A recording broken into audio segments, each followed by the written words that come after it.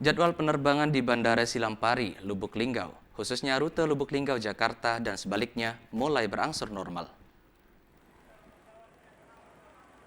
Intensitas penumpang di Bandara Silampari, Kota Lubuk Linggau mulai mengalami peningkatan yang signifikan seiring dengan melandainya kasus COVID-19 di Kota Lubuk Linggau yang kini menerapkan PPKM level 2. Calon penumpang diperbolehkan hanya tes antigen sebagai syarat keberangkatan yang sebelumnya wajib tes PCR.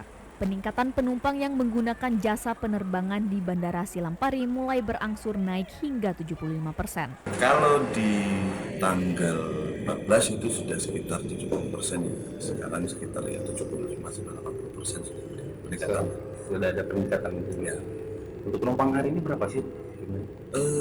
Informasi tadi dari pihak Lion Air-nya yang dari Lubuk Linggau sekitar 102 orang, dari Jakarta 99 orang.